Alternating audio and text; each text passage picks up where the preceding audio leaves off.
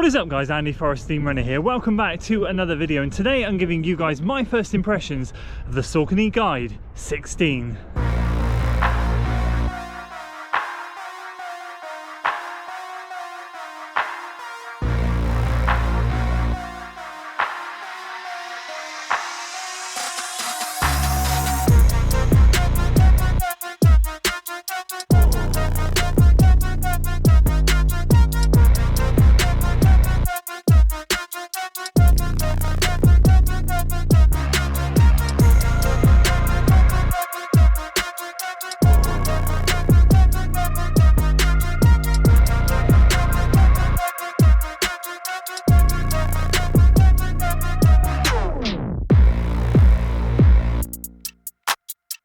So there we go, 11 or 12 miles done and dusted in the Saucony Guide 15 so far, and excited to give you guys my first impressions. Managed to get a couple of easy runs in this thing before sharing my thoughts, and I'm excited to do so today. As always with first impressions videos, we'll be going through the technical overview of the shoe before I give you my thoughts on how the thing has performed and how I'm going to be using it moving forward and who it's best suited for as well. So if you're excited for today's video guys, make sure you give it a like, share it with your friends, subscribe to the channel for weekly running content, and let's dive in to the tech.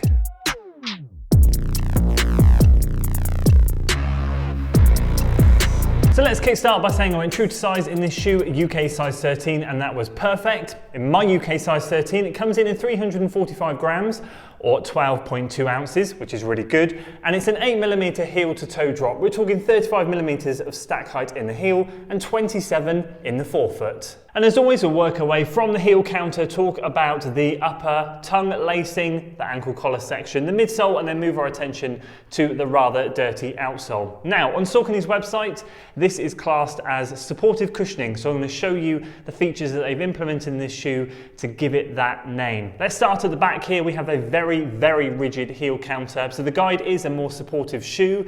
I don't know, and love to hear if you correct me if I'm wrong, I don't know if the Ride is the neutral version and the Guide is the supportive version, because this felt very much like the Ride 15 I used last year. You can correct me, this is the first time I've jumped into the Guide series. So it's very structured and rigid heel counter here, no flexion whatsoever. Again, gives you a good locked in feeling, you know your ankle's not going to move around, exactly what you need. But there is a bit of flexion at the top here with the cushioning that goes up the back of the Achilles.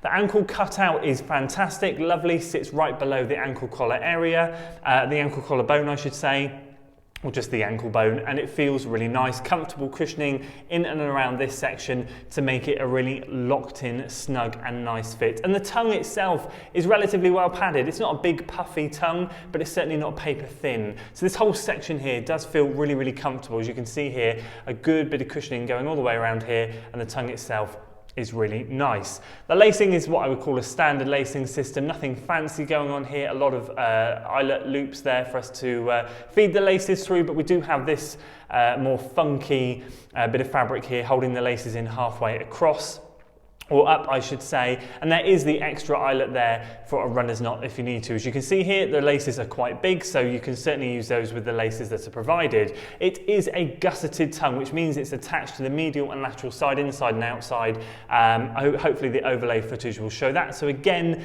it keeps the tongue nice and secure over the top of the foot and doesn't let it slide left or right. Now, they don't classify exactly what this upper is. I'm going to say it's an engineer mesh upper. Saucony's website doesn't confirm nor deny. It's a warm upper, it's very comfortable, but it's warm. So again, in those summer months, kind of a little bit, if you saw the Puma video that I did, the Forever Run Nitro, that was a very breathable upper. This one is a little bit more thick, a couple of layers of fabric I think that goes into this one. Plus there's a few overlays down here and down this side as well. It is a really comfortable upper. I do really enjoy it, but it definitely is on the warmer side. So running in it now is absolutely ideal. In those hot summer months, your feet might sweat a little bit. Obviously, can't test that right now, but it'd be great to get some feedback on that later in the year. Other than that, really comfortable. Then we move on to the midsole, Power Run midsole, super cushioned. I really do enjoy this midsole. Saucony shoes, I said it in my weekly marathon training vlog last week. For those of you that might see this in a few weeks' time, you'll have no idea what I'm talking about, but I said Saucony shoes are just so comfortable and they just work for me, which is great. Love this midsole, it's fantastic. If we have a look on the inside here, you'll see This is one of the supportive elements. So you can see there's a little bit of plastic there that runs across here, a little bit of extra midsole here, just to stop you from rolling your ankle in, pronating too much.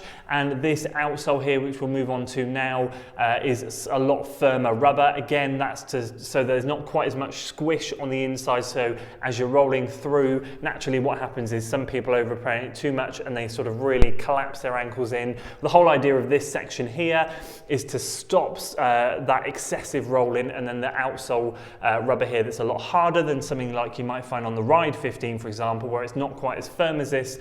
Again, just helps you land and doesn't have as much give in it, so it keeps your foot in place so that you have a nice big toe off moving through. And that outsole rubber is pretty standard across a lot of Saucony shoes. I see this pattern on many of them, and it just runs in strategic places throughout the shoe, and there is the exposed power run on the bottom there. And that is it for the tech.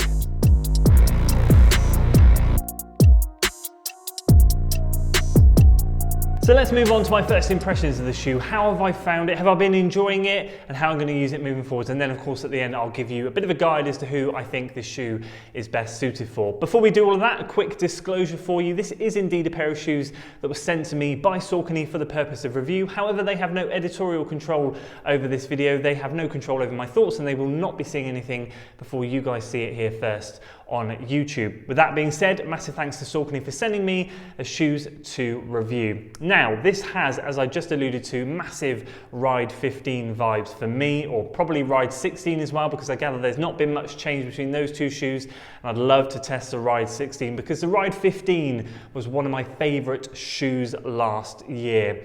Nothing particularly fancy about these shoes, they're just comfortable and they get the job done.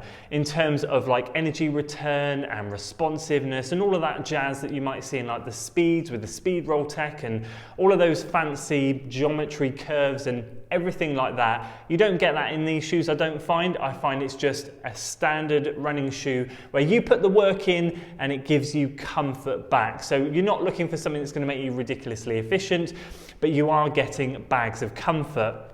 As I said, very big Ride 15 vibes, which I was a massive fan of, and I really do enjoy the midsole in this shoe. Obviously, this is what I would class as a mild stability shoe. Now, this is all subjective, and it's all depending on the user and how I find it. Having tested a variety of supportive shoes over the years, I've definitely run in shoes that are more supportive than this, and I think that's why on the Saucony website they just say that it's supportive cushioning, because I don't really find, bar the heel counter, which to be fair I found as rigid heel counters in some of the neutral shoes that I run in as I have in this. Bar that, there's nothing extra on the upper here that makes it a supportive shoe. There's no overlays that try and hold your foot in place or anything like that. It really very much is support in the midsole, and that again is really just in this medial post section here that sits under your arch nicely, and the rubber outsole that's a little bit firmer. That's it. And so with that, all I find with these types of shoes is it just tries to control your foot strike a little bit more than, let's say, your neutral shoes. So whereas I run in neutral shoes mainly and everything feels very natural and my feet do all the work, and you know, I can feel very much a case of landing and rolling, toeing off on the big toe. With these shoes, I very much feel like as I land, it does kind of control my foot into landing very kind of like, I do overpronate a little bit, and I do kind of roll in a touch when I run, but nothing major, and I do feel like when I land, I very much land rigid and then toe off that way. So it is just a different sensation when I run, but it doesn't cause me any issues, doesn't cause me any pain, and I really do enjoy the feeling and sensation of this shoe. So that's just something to be aware of. I guess if we bring that section forward, who is this for? As I said, it will be someone that I think a neutral runner can get away with. I can certainly get away with it, and I love running in them. They're very comfy. 2 easy runs now, definitely feel really, really good. If you need full-on stability and something with a really good bit of structure, not quite sure this is exactly what you're going to need. You might need something a little bit more structured than this, but overall the midsole is on the firmer side, so you're not looking at something like the Invincibles or the Nimbus 25 or 26 or whatever the latest version is. It is on the firmer side, so it does have that benefit. And I'll be honest with you, if I was to compare it to anything, I remember testing out the Prisms from New Balance version 1, version 2, very, very similar to that. what I would call mild stability Prisms. I know loads of people that needed supporter shoes, bought the Prisms, absolutely loved them, was like, oh, these are lightweight, these are great, I can run fast in them, it's everything that I wanted. Again, although these are heavier than the Prisms, I do feel like you get a similar sensation with that. And let's talk about the weight quickly, because that's something that I was really pleased with. I've talked in the past about my daily shoes in my UK size 13. I'm looking for something between 320 grams and 360 grams, and this is slap bang in the middle at 347, did I say, or 345, whatever it was, which is absolutely perfect. And they do feel quite light, so again, that was a great feeling in this shoe. And overall, I've just got to say, great comfort. For me, easy day shoe, moderate shoe, definitely felt like I could pick up the pace in this, but I wouldn't want to do anything else. So like with the Puma Forever and Nitro, I very much thought that is just recovery in easy days. Could do moderate at push, but I probably wouldn't want to, and definitely nothing else. This is something I feel has got easy and moderate in the bag, and then nothing else. So it's I'd be a bit more inclined to wear this on a day where I had a little bit more pop in my step. I felt like I maybe wanted to progress my easy run a bit into a steady run, that type of thing. So it does have an extra gear to that previous shoe that I just talked about, but overall I very much think that this is one of those shoes you're going to want to keep for your easy and moderate days. So overall, a big thumbs up for this shoe. Really do enjoy it, and as I said, if you're looking for a bit of mild stability, this is certainly one to look at. Neutral runner looking to get into Saucony shoes, don't discount this one. Very enjoyable ride. I'm going to keep using it for sure. It's going to certainly go into the easy day rotation for me, and I'm excited to put more miles in this shoe. I'd love to hear from you guys, what you guys think of the guide. Now, give me a little bit of help here. This is the first time I've got into the guide lineup, and I know we're on version 16. How have you found the transition from previous versions up to this one? How has the shoe progressed? Do you agree with my thoughts here? Or can you give a little bit more guidance to people that have run in, let's say, the 12, 13, 14, 15, and now moving into this one? How has it transitioned? What are the evolution of the shoe? And do you still find it as good as previous versions, or if not better? Would love to hear from you guys in the comments below. That's it from me today, guys. I hope you enjoyed the video. If you did, please consider giving it a like, share it with your friends, subscribe to the channel for weekly running content, and as always, I'll see you on the next one. Until then.